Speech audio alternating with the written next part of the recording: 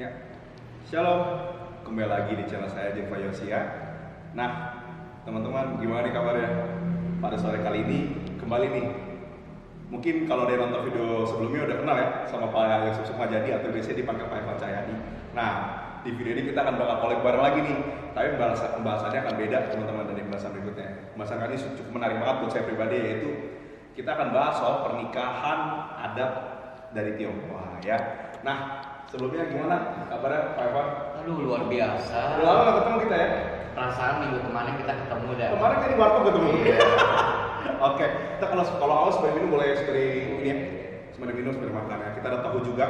Bisa dilihat langsung di channel Pak Evan. Ini Pak Evan pribadi yang bikin. Nanti bisa saya tulis di deskripsi videonya Pak Yosef ya. Oke. Kita langsung ke topik aja ya Pak Yosef. Boleh. Saya mau menanya Pak Yosef, gimana sih tradisi atau adat istiadat dari suku Tionghoa, terutama pada hal pernikahan ataupun pernikahan, atau mungkin kita sebelum kita bahas tunangan dulu ya, baru kita masuk pernikahan. Silakan. Oke, shalom. Pertama-tama adalah biasanya pasangan Tionghoa itu memulai pacaran dulu. Setelah itu pasangan kekasih ini memperkenalkan kepada keluarganya masing-masing. Itu harus. Dan nanti dari pihak keluarga si cewek itu biasanya orang tuanya menanyakan secara mendetil tentang calon dari anaknya. Misalnya dia akan menanyakan pekerjaannya, dia menanyakan asal usulnya dari mana, terus dia juga menanyakan bibit, bebet, dan bobot. Itu pertanyaan itu akan ditanyakan secara detail. Berarti untuk pertanyaan seperti bibit, bebet, bobot, pekerjaan ataupun apa aja pekerjaannya, sudah punya apa atau punya kesiapan apa itu seperti umumnya juga ya ditanyakan oleh para orang tua yang ya. Apalagi kalau orang tuanya sedikit tanda petik materialistis, itu agak repot juga. Setelah diperkenalkan dan orang tuanya setuju, maka dalam masa pengenalan itu berlanjut terus. Step by step. Ya, setelah mereka mantap berdua, dari pihak calon suaminya itu akan menghadap kepada calon mertua dari pihak cewek. Mereka akan mendiskusikan tentang pernikahan. Pernikahan itu bisa langsung ke acara pernikahan atau ke acara pertunangan. Sorry. Berarti bisa langsung ke the point, bisa langsung harus ke pertunangan dulu ya. Tergantung dari pihak cewek. Gitu. Nah, kalau misalnya pernikahan itu sudah dibicarakan, ini yang penting sekali yang harus dipahami, yaitu tanggal pernikahannya. Biasanya orang Tionghoa akan memilih hari dan tanggal yang baik. Kalau orang bilang sesuai hokinya ya. Ya, itu akan ditanyakan kepada orang pintar. Biasanya seperti itu. Setelah mendapatkan tanggal yang memang sudah disepakati dan itu adalah tanggal dan hari yang baik, maka akan disetujui. Setelah itu, tapi untuk tanggal itu, untuk menentukan tanggal yang misalkan yang pas ataupun ini, itu tujuannya supaya apa? Supaya hoki atau mungkin kita berdampak pada pernikahan? Biasanya itu satu hoki, mungkin kedua itu untuk supaya rumah tangganya itu awet, harmonis dan langgeng. Berarti budaya seperti masih ya. Setelah disetujui, maka acara selanjutnya adalah acara sanjit. Sanjit itu apa? Sanjit itu adalah antar-antaran Jadi satu dari pihak calon suami itu dari keluarganya satu orang membawa satu nampan. Oh. Nah, Isinya? isinya satu nampan itu adalah baju, sepatu, ada satu nampan lagi itu berisi kue-kue, ada satu lagi berisi buah-buahan, ada satu lagi berisi uang susu. Oh. Nah, ini satu situ Pak. enggak satu nampan satu Oh, nampan. satu Jadi nampan. satu orang membawa satu nampan. Oh, Nah, gitu. gitu. Nah, setelah uang susu ini itu biasanya bisa dirembukan. Masih bisa dinegosiasi. Masih bisa dinegosiasi dengan orang tuanya gitu loh. Itu kalau misalnya si calon istri udah benar-benar jatuh cinta dan orang tuanya sudah tidak bisa berbuat apa-apa lagi. Berarti ujung-ujungnya pun nanti kembali kepada sang anak ya. Sang anak. Gimana dia benar-benar dicintai dan pasangannya pun siap. Orang tua pun menyetujui. Iya. Nah, setelah serah-serahan itu disambut nanti di rumah calon istri. Itu pun diterima oleh keluarga calon istri itu penampan itu per satu orang. Oh. Ya, jadi penampan per satu orang dan setelah itu kita mengadakan satu perjamuan makan. Oh, namanya itu apa Pak ya? Saya- Itu saya pernah dengar kalau istilah garden party itu gimana? Istilah garden party. Kalau nggak gini, kalau misalnya acara sajid itu bisa dilakukan di mana saja. Jadi nggak tentu di dalam rumah, di rumah calon istri. Itu bisa juga dilakukan misalnya di hotel, bisa dilakukan di satu gedung. Jadi nggak ada patokan bahwa harus di rumah. Gak ada patokan harus di suatu Nggak ada, tempat. nggak ada.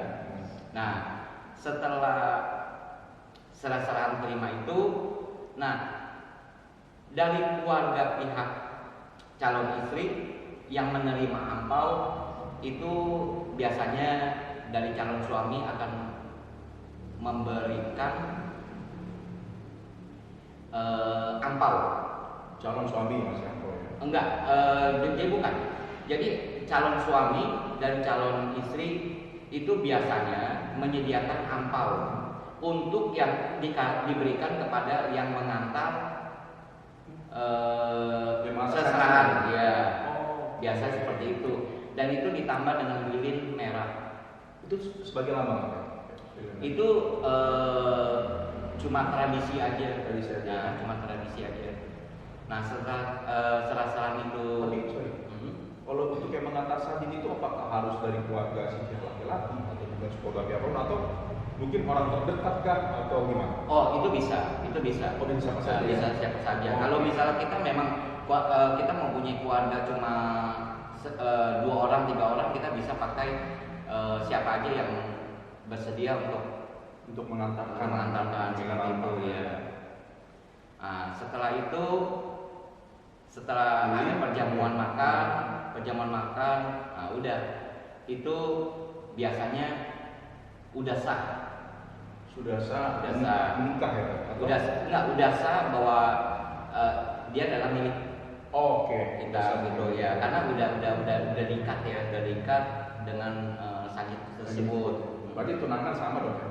Dia sama, cuma kalau tunangan kan tukar cincin. Tukar cincin, ya. Nah, kalau ini kan sajid udah mengarah ke lebih serius lagi Oh. ke arah pernikahan, karena di situ juga udah dibicarakan tentang pernikahan di tanggal berapa, bulan berapa, Oh. hari apa seperti itu. Tapi tidak ada tukar cincin dalamnya Pak ya?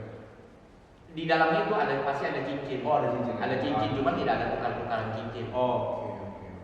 Nah, setelah itu mereka berbicara antar keluarga berbicara, terus itu calon suami udah bisa dibawa kemanapun, tapi nggak boleh nginep gitu loh ya, tetap nggak boleh nginep, cuma boleh dibawa Sama kemana-mana. keluarga dari si perempuan Ya, bisa dibawa karena biasanya dalam proses pacaran kadangkala si orang tua dari pihak cewek itu biasanya tidak mengizinkan. sebelum hari H sebelum pertunangan kayak semacam pertunangan, kayak semacam sanjit gitu loh. Jadi sebelum sanjit masih belum boleh ya? Belum boleh, cuma mungkin sekali-sekali ya acara makan, misal minta izin dulu. Saya mau ngajak ini anak tante untuk saya bawa makan gitu loh. Nah itu diizinkan, tapi ada jam-jam tertentu yang dia harus pulang dan tidak boleh terlalu malam, biasanya seperti itu. Boleh minum dulu Pak ya? Oke. Awas minum dulu. Iya, teman-teman kita udah dengar ya tadi tentang adat istiadat untuk pertunangan di Tionghoa dan pertunangan alias sanjit ya kalau di orang Tionghoa bilangnya. Nah, kita masuk nih, Pak Yo, tentang pernikahan. Ya kalau pernikahan pasti balik ke agama masing-masing ya, tentang berkatan dan sebagainya.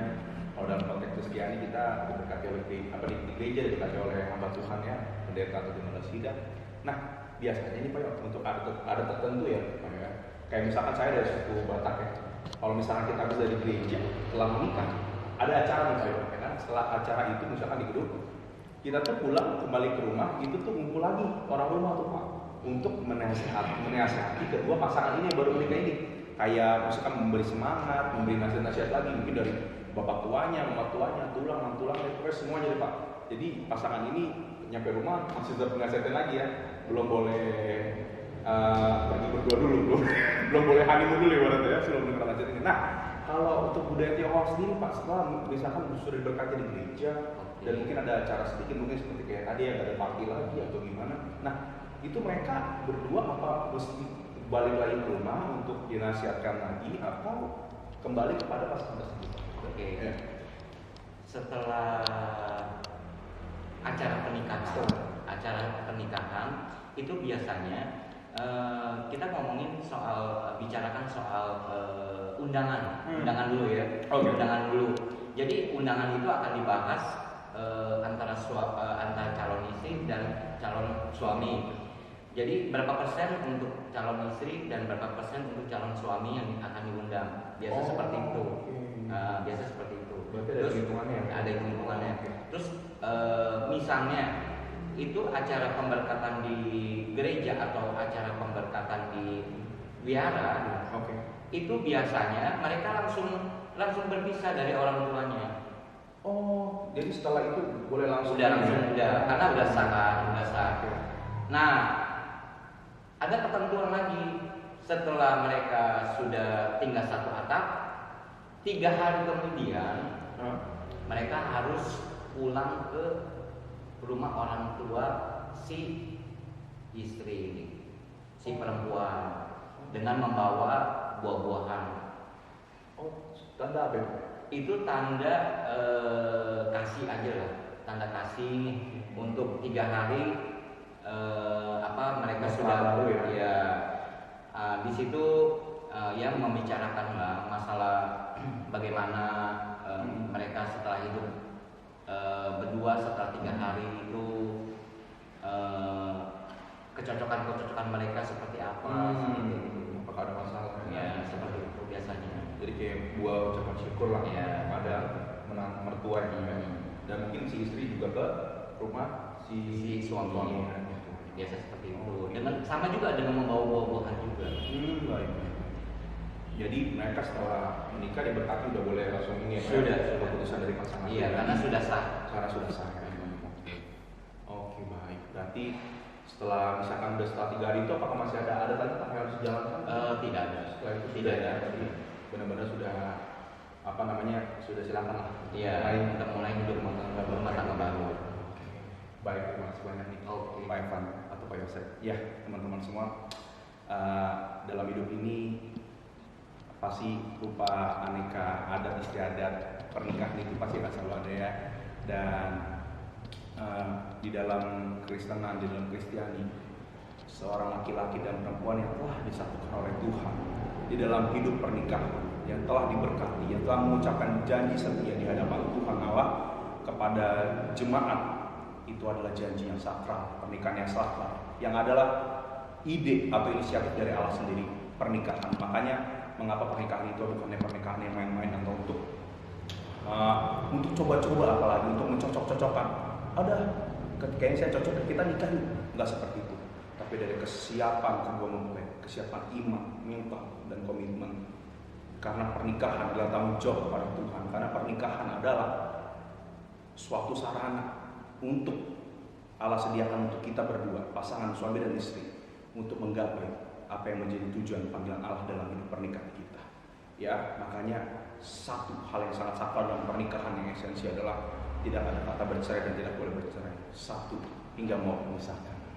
Ya, selamat untuk teman-teman semua yang masih jomblo, tetap semangat, tetap berharap sama Tuhan dan menunggu waktu Tuhan yang terbaik. Yang sudah menikah pun tetap semangat dalam mengarungi bahtera rumah tangga Anda. Percayalah, ketika Anda menjadikan Yesus pusat dalam pernikahan Anda, akan selalu ada relasi yang kuat dan harmonis ya, melalui tindakan kasih hari lepas hari dari suami ke istri dan istri kepada suami. Terima kasih banyak Pak Evan. Aduh, senang banget bisa ketemu lagi Pak Evan-nya. Walaupun Pak Evan keluar kok, kita bisa diskusi lagi hari ini ya. Oke teman-teman, jangan lupa di subscribe ya channelnya Pak Yosef. Ini salah satu masakan buatan beliau, ini apa? Martabak tahu ya. Oke Pak Yosef, itu aja. Terima kasih banyak untuk sharingnya, ada tentang Tionghoa ya. Ya mana tahu jodoh saya orang Chinese ya, kita kan nggak tahu ya dia. Itu deh. Oke, terima kasih banyak. Semoga kita bisa ketemu lagi ya di next video. Thank you. Jangan lupa share, comment, dan subscribe. Thank you. God bless you.